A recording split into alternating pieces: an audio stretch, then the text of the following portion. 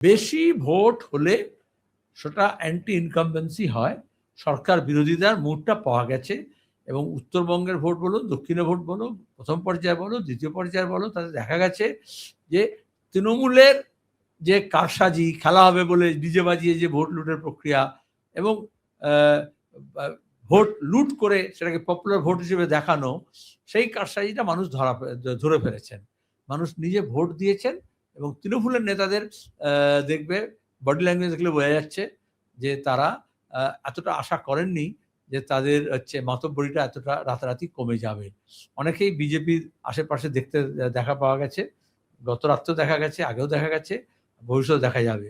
কিন্তু বামপন্থীরা এটুকু বলতে পারি, একটা চূড়ান্ত সফলভাবে আমরা প্রচার সংগঠিত করেছি। অনেক কর্মী বাহিনী নেমেছে, তারা ডেডিকেটেডলি কাজ করেছে এবং আজকেও সকাল থেকে এখনো পর্যন্ত তারা বুথ আগলে আছেন এবং কাউন্টিং সেন্টারও আগলে থাকবেন। আপনারা যদি যারা ভোটের সময় দেখেছেন, রাস্তাঘাটে যখন দেখেছেন, সিপিআইএম এর বুথ ক্যাম্পে বয়স্ক মানুষদের যেমন ভিড় ছিল, তেমনি একদম অল্প বয়সীদের এবং সপরিবারের মানুষ উপস্থিত আছেন।